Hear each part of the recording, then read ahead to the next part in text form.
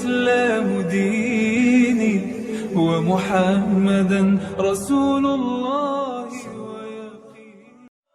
بسم الله الرحمن الرحيم. Lintas agama ya. Iya, suaranya kecil ya? Iya, suaranya kecil banget, Bang. Bisa nggak suaranya besar kayak saya gini? Ya, gimana sekarang? Nah, Ya, udah udah bagus. Nah ya gini terus aja. Ya, ini kan debat lintas agama ya. Iya. Ya, Ya, betul. Iya, kalau lintas provinsi bis biasanya. Ya, makasih atas candanya. Ya, pertama-tama saya cuma ingin kita menjaga toleransi aja ya. Jangan saling menghina agama satu dengan yang lain. Perkenalkan, saya Kristen. Tapi saya, Iya, saya tahu. alumni dari YAPIS. Saya menghargai, ya itu yang diharapkan. Itu ya. Saya juga Kristennya juga nggak seperti pendeta bom atau ini nggak terlalu ini. Tapi kalau keimanan ya saya percaya dengan Tuhan saya gitu. Tadi yang saya sempat tangkap ya, saya sempat tangkap setelah Tuhan Yesus Kristus mati dan bangkit lalu naik ke surga. bisa dikerasin sedikit Pak suaranya Pak? Di bawah nggak Halo? kedengeran katanya. Nah, itu bagus, keren. Ya, yang sempat saya tangkap tadi ya, pertanyaan dari host dan semuanya ya, Tuhan setelah Yesus Kristus itu diakui sebagai Tuhan setelah naik ke surga. Iya. Bukan gitu? Itu tadi pembahasan dari teman Kristen Bapak juga itu, bukan dari iya, kita. Iya. Oke. Itu dari Bapak Kristennya kalau mau sendiri itu. menjelaskan, iya, Bapak kalau mau Iya. mau menjelaskan silakan. Ya, ini yang pemahaman saya ya. Pemahaman saya. Saya kan tidak begitu pakar di dalam Alkitab, enggak lah. Tapi kalau selama Halo? Iya, lanjut. Ya. Selama saya mengikuti kateksasi dan dibekali bahwa Yesus sudah datang sebagai Tuhan, tetapi tidak diakui oleh umatnya. Waktu itu Yahudi ya. Mereka tidak mengenal dia, mereka cuma tahu bahwa Mesias yang dinubuatkan di dalam Nabi. Kenapa dia yang tadi dibilang di mana ya, di Kisah Para Rasul ya? Kisah Para Rasul berapa tadi? Yang apa? Yang diakui bahwa Yesus mati, bangkit dan tadi Kisah Para Rasul 25 ayat 15 kayaknya. Kalau nggak salah sih, seingat saya, yang dikatakan Bang Juma tadi itu. Yang sama saja bukan? Kisah Para Rasul. Kisah Para Rasul 25. Seingat saya di situ, coba dilihat. Kenapa Hi? Ini Itu. Dinda Valdi di bawah ini. Dinda Valdi disuruh minum dulu, disuruh makan dulu lah orangnya supaya semangat suaranya katanya. Itu Kisah Para Rasul Iya. berapa tadi, Aki? Apa tuh Hi? Tentang apa? Yang Paulus mengatakan Yesus masih hidup. 25:19. Iya, 25:19 ya. Pak semangat dong Pak, suaranya gedein dikit Pak. Dinda Valdi bilang minum dulu katanya. Yang mengatakan bahwa Yesus mati naik ke surga ya, baru Oh, dikatakan. Roma 14:9 Pak, Oh, iya. atau Kisah Para Rasul 2 nomor 36. Oh iya, Roma 14:9. Aduh, sinyalnya jelek ya. Sinyal Roma bagus, 14. suaranya Ya, kayak gini nih, Bang Zek. Jadi yang dibahas tadi itu adalah tentang kematian Yesus yang udah ini. Nah, itu yang sedang kita bahas. Itu kayak gitu tuh. Sebab apa ya? Sebab untuk itulah Kristus telah mati dan hidup kembali supaya ia menjadi Tuhan, baik atas orang-orang mati maupun atas orang-orang hidup. Itu kan yang dimaksud. Nah, saya mungkin pemahaman saya gini loh, dia sudah datang sebagai Tuhan, tetapi dia waktu itu zaman Yahudi ya, orang Yahudi tidak mengakui dia, makanya dia harus mati. Sebagaimana yang sudah tertulis bahwa anak manusia akan diserahkan ke tangan orang berdosa, disalibkan dan mati. Tetapi pada hari ketiga dia akan bangkit dari antara orang mati. Disitulah kebesaran Allah, Bapa yang Maha Kuasa, untuk menunjukkan bahwa disitulah kebesaran Yesus, kekuasaan Yesus, bahwa dia bangkit dari antara orang mati, bahwa dia menang atas maut, gitu loh. Itu maksudnya. Bukan dikatakan bahwa setelah dia bangkit baru orang, dia menyatakan bahwa supaya orang melihat bahwa dia adalah Tuhan, gitu. Itu mungkin pemahaman saya, gitu. Mungkin sampai gitulah pemahaman saya. Ya silakan Guru Ndak dijelasin. Jangan saya, Akhi Sugi atau yang lain. Suara saya nadanya tinggi nanti. Ya udah, Silakan. ini aja. Santai aja, namanya Satsugi aja yang menjelaskan tentang apa yang kita ditanyakan tadi. diskusi gini-gini, Tadi udah santai mendengar aja, belum? nggak usah Enggak, terlalu ini ngegas. Bang, suara Abang terlalu lembut buat saya, sementara suara saya itu kasar gitu. Jadi baiknya iya. teman-teman kita yang lain. Iya, Saya- silakan. Saya juga dari Papua. Iya, alhamdulillah. Jayapura. Silakan Akhi atau Dinda Kores. Saya ini rada-rada ini telinga saya agak kecil suaranya Abang. Tapi gini loh, mohon maaf sekali, apa yang bisa saya jawab itu saya bisa jawab. Tapi kalau tidak, Siap. ya saya mohon maaf sekali. Iya, sama-sama. Sebatas Mohon maaf pengetahuan juga saya. kami, Bang. Silakan Dinda Kores atau Akhi Sugi. Sepertinya Satsugi mungkin mau menjawab apa yang tadi ditanyakan sama ini. Iya. Tadi yang dibahas itu Roma. Jadi gini, Pak Zekius tadi mengatakan bahwa orang Yahudi itu tidak menerima Yesus sebagai Tuhan. Bagaimana dia mau menerima kalau Yesus sendiri tidak pernah menerangkan bahwa dirinya Tuhan? Justru yang diterangkan Yesus kepada orang-orang Yahudi itu selalu utusan. Bahkan ketika membangkitkan Lazarus, kalau kita lihat di dalam Yohanes 11 ayat 41, 42, 43, Yesus bersaksi sebagai utusan. Wajar kalau Yahudi itu bahkan murid-murid Yesus sendiri tidak ada yang menyebut Yesus itu Tuhan gitu loh. Nah, tetapi menurut Paulus, kenapa Yesus itu harus mati dan bangkit untuk menjadi Tuhan? Karena dalam pandangan Paulus hanya Tuhan yang bisa membatalkan hukum Taurat. Nah, dengan matinya Yesus dia bangkit menjadi Tuhan, dengan demikian hukum Taurat itu batal. Sebagaimana yang dia katakan di dalam Efesus 2 ayat 15. Ya, dengan matinya sebagai manusia, dia melenyapkan hukum Taurat dan segala ketetapannya. Begitu. Itu alasannya, Bang. jadi yang tadi gini loh, tadi yang teman saya, saudara saya yang Kristen. Kecil banget suaranya sih. Ya, halo. Iya. Jadi teman saya tadi yang mengatakan itu mungkin ya dia pemahamannya agak kurang ya. Tapi yang saya pernah pahami, saya pernah belajar, saya pernah tahu.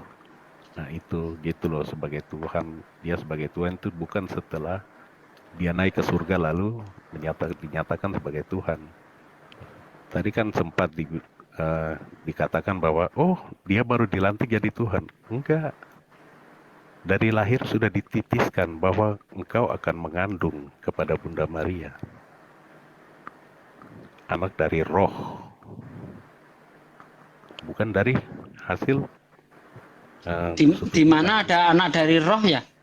Selama saya membaca itu nggak ada anak dari roh, tapi yang di situ dikatakan benih dari Roh Kudus. Iya, benih dari roh kudus. Iya, jangan dikatakan anak dari roh. Iya, benih kan cikal bakalnya anak kan gitu.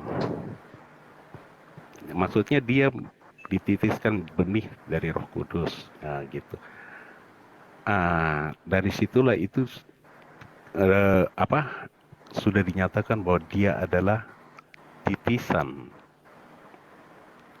Allah menjadi manusia. Allah menjadi manusia karena Allah kan berkuasa. Dia mau menjadi gunung silakan, dia mau menjadi apapun bisa. Kita tidak bisa bisa mengukur kekuasaan Allah, itu nggak bisa. Oke, baik, saya komentari ya. Anda mengatakan Allah itu kuasa sehingga dia itu bisa menjadi segalanya gitu ya.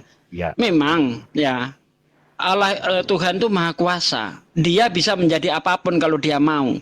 Tapi ada sesuatu yang menghalangi dirinya. Kita manusia tidak bisa menghalangi Tuhan.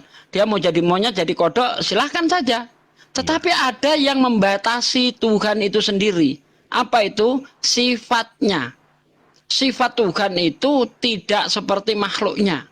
Sehingga ketika dia berubah jadi sesuatu, berarti dia ingkar. Dia melanggar terhadap sifatnya itu sendiri. Apalagi Tuhan berkata di dalam Yesaya 43 ayat 10-11, tidak ada Allah terbentuk sebelum aku dan tidak ada Allah terbentuk sesudah aku. Artinya Tuhan sendiri sudah mengatakan ya kepada manusia bahwa dia itu tidak akan mengalami perubahan bentuk. Dari semula ya tetap seperti itu dan tidak akan berubah menjadi manusia. Di ayat mana di dalam Bible bahwa Tuhan di dalam kitab Perjanjian Lama bahwa Tuhan itu akan menjelma menjadi manusia? Di mana itu? ya. Saya kan tadi sudah bilang ya, saya kurang begitu paham mengenai isi Alkitab semua. Ya. Nanti kalau itu ya dengan siapa ya, Pak Pom yang ini ya silakan. Kalau saya sih Suruh ke sini aja, Bang. Pak Bombonya suruh ke sini aja, Bang. Oh iya iya. Iya. Terus gini loh, itu saya berdasarkan iman keyakinan dan iman kepercayaan saya. Jadi Iya, makasih. Bang. Iman kepercayaan Anda ini kan hanya berdasarkan pengajaran pendeta-pendeta Anda, tidak berdasarkan apa sebenarnya yang tertulis di dalam Bible. Padahal kalau Anda lihat sendiri di dalam kitab Yesaya 44 misalnya, Anda baca dengan baik di situ, justru Tuhan itu mempertanyakan, hendak dengan siapa engkau menyamakan aku? Hendak dengan siapa engkau membandingkan aku? Lah, kok masih Tuhan ini diserupakan dengan manusia, padahal di dalam kitab Bilangan 23 ayat 19, Tuhan bukan manusia, Tuhan bukan anak manusia. Tuh, kan jelas itu. Anda baca lagi di dalam 2 Tawarikh 6 ayat 18. Benarkah Tuhan hendak bersama kita di bumi? Bukankah langit yang mengatasi segala langit tidak sanggup menampungnya? Apalagi rumah yang kudiami ini. Itu jelas di dalam kitab Anda. Tuhan tidak mungkin muncul ke bumi. Tuhan itu mampu menghapus dosa tanpa harus turun ke bumi. Anda baca di dalam ayat 21-nya. Ya, Tuhan itu mampu mengampuni dosa dari singgasananya. Jadi tidak perlu Tuhan itu datang ke dunia untuk mengampuni dosa, itu nggak perlu, Bang. Iya. Saya paham. Aduh, iya. Bang Kores, silahkan Bang Kores. Makasih. Ya, sama-sama, Oke, Pak. siap.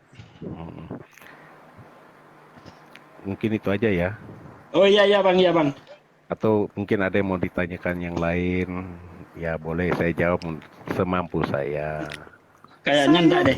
Ya aku. Oh ya. Itu saat guruna. Saya dulu. Jadi tadi saya dengarkan saudara mengatakan dia dari benih roh. Iya. Nah, sekarang kalau kita lihat di dalam Roma 1 nomor 3, dia juga dari benih Daud. Dia juga dari benih Daud. Kalau dia benih roh, maka dia Tuhan, maka dia dari benih Daud, dia juga manusia. Yang benar yang mana, Bang? Yang benih yang manusia ini, atau benih roh? Dia dari turunannya, turunan garis keturunan. Jadi maksudnya abang ini, Tuhan abang itu punya silsilah gitu ya? Dia garis keturunan dari Daud. Iya, maksud saya Tuhan abang itu punya silsilah gitu ya kan? Iya. Gini loh, gini ya. Saya kasih umpamakan aja ya.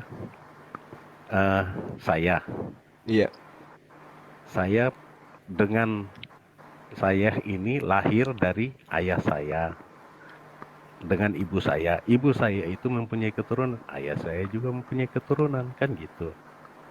Kan? Iya, maksudnya gini loh, Bang. Kalau Tuhan Anda itu punya silsilah, punya mama, punya adik, punya paman, berarti kan mamanya Tuhan Anda punya anak kan? Aku Maria, aku punya anak dan anak saya itu adalah Tuhan. Iya. Aku Yakobus, aku punya saudara, aku punya abang, dan abang saya itu Tuhan. Berarti Yakobus ini adalah kakaknya Tuhan, adiknya Tuhan. Benarkah demikian? Tuhan punya adik? Eh, kalau kalau Yesus ini kan dilahirkan tidak melakukan hubungan yang dia.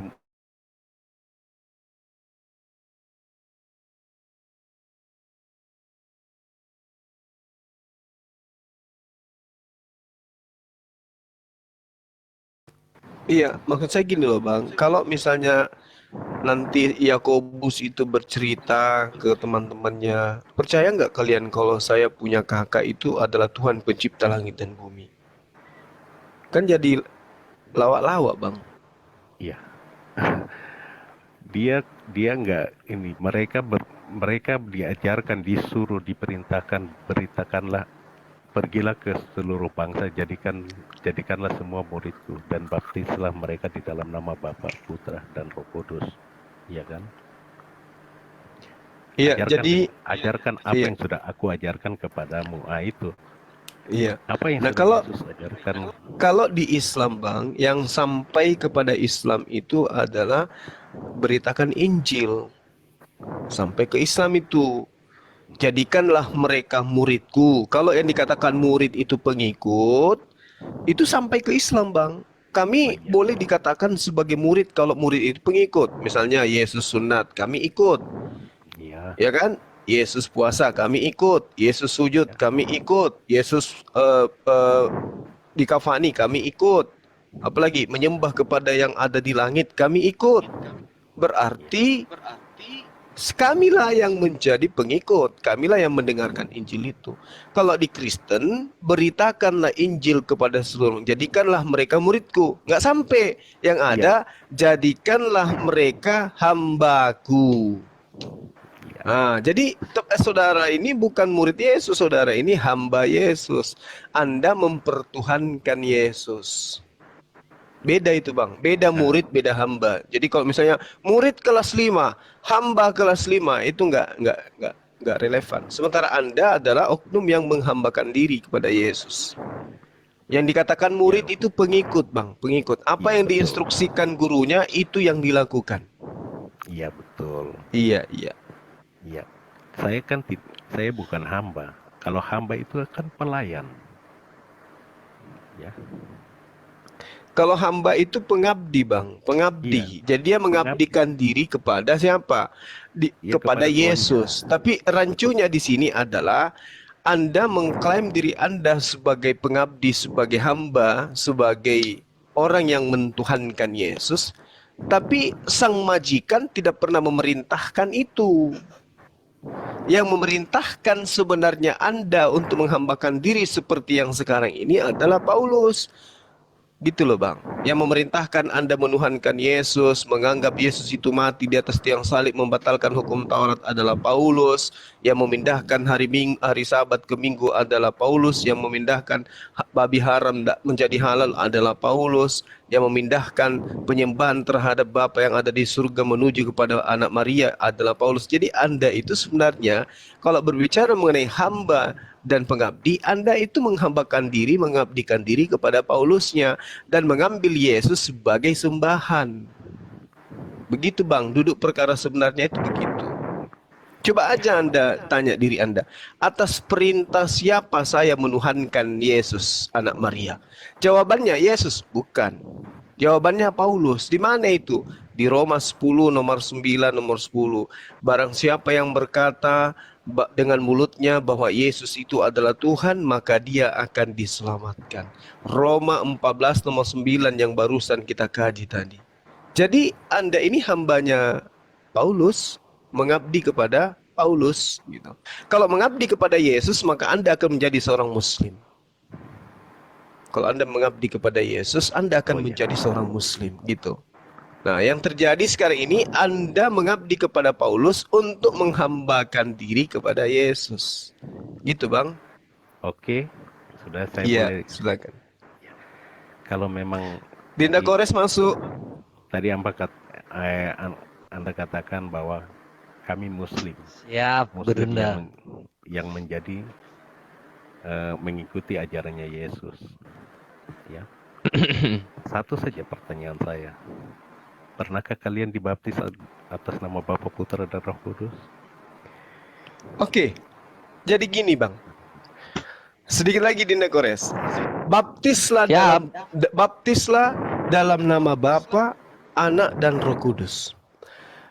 Jadi kalau kita berbicara secara literasi ya, Bapa di sini adalah Tuhannya Bani Israel yang disebut oleh kami Allah, esensi yang maha suci lagi maha tinggi yang diharapkan subhanahu wa ta'ala. Anak di sini adalah Nabi Rasul Yesus yang kami sebut Yesua Hamasia. Roh Kudus di sini adalah Jibril yang diterangkan di dalam Al-Quran, pembimbing manusia, penolong yang kemudian didatangkan oleh Allah melalui perantaraan para nabi. Di dalam Yohanes 14 nomor 16, aku akan minta kepada Bapa agar Bapa mengirim penolong lain, yaitu roh penolong atau sang penolong atau roh penghibur. Nah, jadi kalau tentang baptis, kami minimal 5 kali Pak dalam sehari dibaptis. Dalam nama Allah, kemudian kami mengabdi, mengimani kepada utusan-utusannya, di antaranya adalah Nabi Isa. Lalu kemudian apa yang kami lakoni, menyembah kepada Allah, ajarannya itu berasal dari Roh Kudus. Pembaptisan, pengakuan dosa, pengakuan penghambaan, ketundukan kepada pencipta langit dan bumi. Nah, perintah-perintah Tuhan itu kemudian dianulir di dalam kitab saudara yang masih digunakan sekarang dari kitabnya orang Yahudi, basuh tangan, basuh muka, basuh kaki sebelum masuk ke Betel, bait suci. Itu kami lakoni. Ya, pembeda daripada baptisan Anda adalah Anda menuhankan Yesus. Kalau baptisan Yesus itu dibaptis untuk apa? Untuk menyembah kepada yang ada di langit. Berbeda dengan teman-teman kita. Begitu dia dibaptis, dicelupkan di mandi atau dimanapun itu, di sungai. Habis itu dia menyembah kepada Yesus. Padahal baptis itu tidak begitu. Baptis yang benar itu mengakui Tuhannya Yesus satu-satunya Tuhan. Mengakui Yesus sebagai utusan Tuhan. Mengakui Roh Kudus sebagai pengajar yang membimbing manusia melalui pewahyuan yang diperintahkan oleh Tuhan. Makanya Yesus mengatakan di dalam Yohanes 16 nomor 12 dikatakan bahwasanya ketika Roh Kudus itu datang, dia tidak berkata-kata dari dirinya. Apa yang disampaikan adalah apa yang diperintahkan untuk ia katakan. Berarti Roh Kudus ini adalah pesuruh. Roh Kudus ini adalah oknum yang diperintahkan untuk menyampaikan firman, bukan Tuhan. Karena dikatakan dia tidak berkata-kata dari dirinya sendiri, melainkan dia berkata sesuai dengan apa yang diperintahkan. Berarti dia bukan Tuhan, Pak. Dia hanya perantara yang bertugas untuk menyampaikan pengajaran. Nah, pengajaran itu disebut wahyu. Jadi kalau dibilang baptis membaptis, umat Islam itu 5 kali sehari dibaptis. Itu Pak. Kalau pertobatan ya, tapi baptisnya Kristen, kalau dipakai baptisnya Kristen menilai yang saya katakan tadi terhadap Islam, maka memang Islam ini tidak pernah dibaptis, Pak. Tapi kalau baptis ini dinilai dari segi pemaknaan, yaitu bertaubat, mensucikan diri, lalu mengakui Tuhannya Yesus satu-satunya Tuhan, Yesus utusan Tuhan, dan Roh Kudus itu adalah penyampai firman, maka umat Islam itu ya setiap saat dibaptis. Gitu loh Pak. Jadi itu yang saya maknai tentang baptis. Jadi yang melakukan sebenarnya baptis secara hakiki itu umat Islam. Kalau Anda itu baptis sebagai sebagai doktrin dan dogma untuk menjadi pentuhan anak Maria. Itu baptisnya Kristen tuh. Tapi kalau kita berbicara baptisnya Yesus beda lagi Pak. Yesus membaptis pakai api dia, bukan dengan air Pak. Iya. Itu dia datang sebagai raja. Dia datang sebagai hakim. Suara Anda kecil. Dinda Kores masuk, Dinda Kores. Oke, siap. Ya, Jack. Gimana, Jack? Iya. Kalau tadi yang dibilang dia datang, dia membaptis dengan api. Ya, itu dia datang sebagai hakim, dia datang sebagai raja, dia akan membaptis dengan api dan roh. Iya. mungkin itu ya pemahaman saya. Mungkin terima kasih teman-teman semua di sini sudah mendalami Alkitab. Mungkin saya juga kalah ya. Mantap. Saya salut ya. 1 menit Pak sebelum ke Dinda Ini Kores. baru jujur. 1 Lanjut. menit Pak. Saudara mengakui Yesus akan datang membaptis dengan api, artinya menghakimi. Lihat di dalam Yohanes 12 ya. 12 ya akhi ya, 12:48 ya. Betul. Bahwasanya Hmm.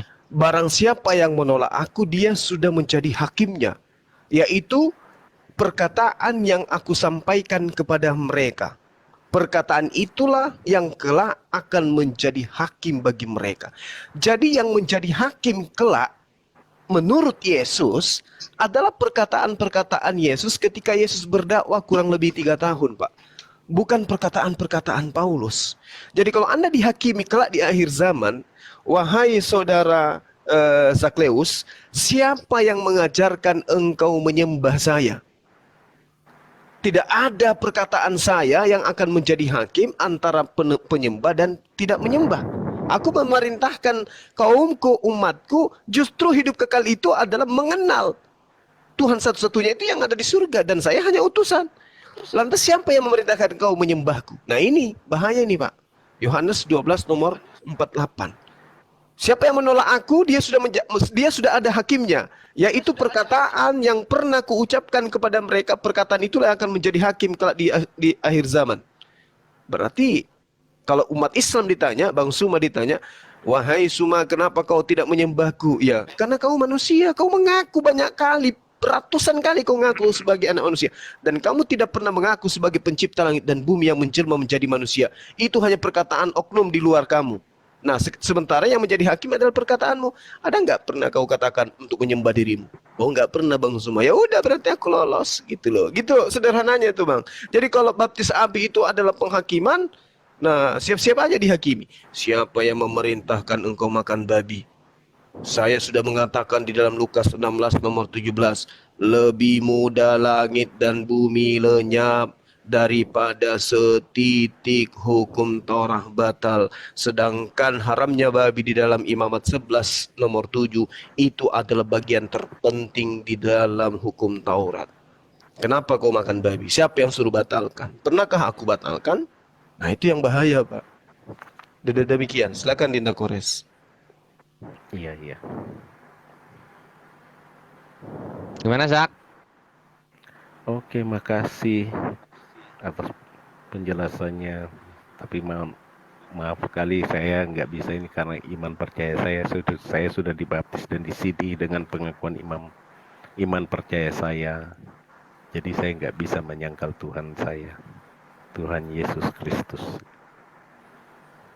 Kalaupun dia bukan Tuhan, itulah konsekuensi daripada pengakuan iman saya.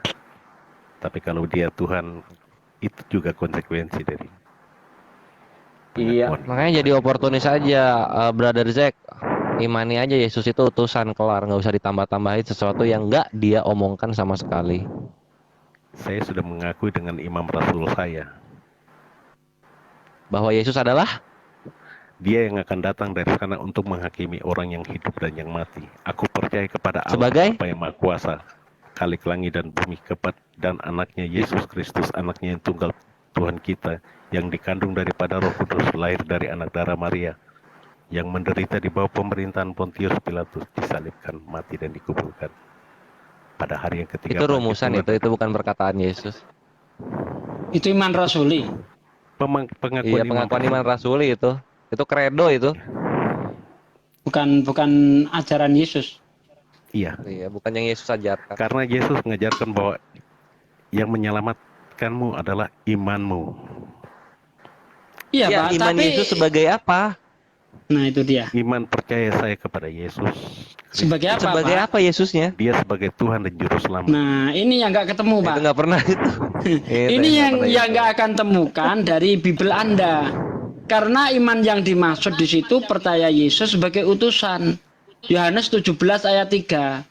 Inilah hidup yang kekal itu, yaitu mereka percaya bahwa engkaulah satu-satunya Allah yang benar dan Yesus Kristus yang telah diutus. Itulah iman yang benar. bukan iman kepada Yesus sebagai Tuhan. Nah, Yesus ini memang nanti datang sebagai hakim Kristen yang yang menjadi tersangkanya. Di mana itu bisa kita lihat dalam Matius 7 ayat 22-23. Pada hari terakhir nanti banyak orang berseru kepadaku, Tuhan, Tuhan, bukankah aku bernubuat demi namamu, mengusir setan demi namamu, dan mengadakan mukjizat demi namamu pula. Pada hari ini aku akan berterus terang kepada mereka, aku tidak mengenalmu, nyahlah kau dari hadapanku, hai para pembuat kejahatan. Kalau memang Yesus itu Tuhan, kenapa bukan umat Islam, umat Hindu, umat Buddha yang diusir? Kok justru orang yang memanggil Yesus Tuhan, Pak? Coba. Iya. Itu yang diusir di dalam Matius 7, 22-23 itu siapa menurut Anda?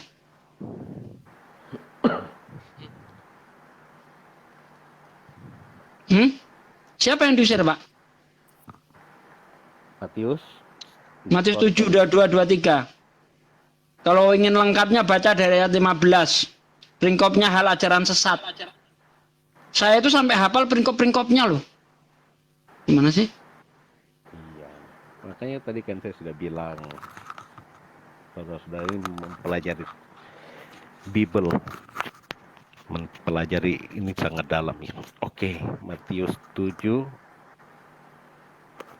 ayat 22, Ya. 23. Dari 21 dulu.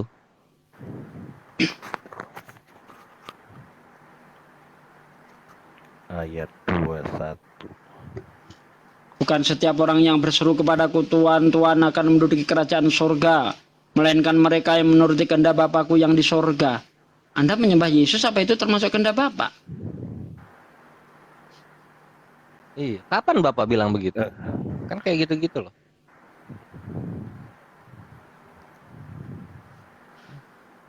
Ini Orang di sini nih mempelajari lawannya- Bible lawannya makin kuat kurang greget Islamnya. Itu kehendak Bapak itu, Bukan. kata Bapak Paulus. Lawannya Enggak, kurang ini greget tuh sebenarnya sama Pak Zak Kores itu- aja deh. Enggak, Ahi, saudara Dia bukan kita ini, dia mau saudara kita ini mau belajar, Ahi, bukan mau berdebat. itu Satsugi maksudnya. Dibimbing Dia mau aja, belajar. dibimbing. Ini saya lagi bikin kopi campur masako dulu. Sambil menunggu yang sudah veteran turun tangan. bawahan. Kelakuan sejak zaman di Facebook itu kalau bikin kopi campur masako itu. Bang Jul, monitor nggak Bang Jul? Aduh. Bang Julius,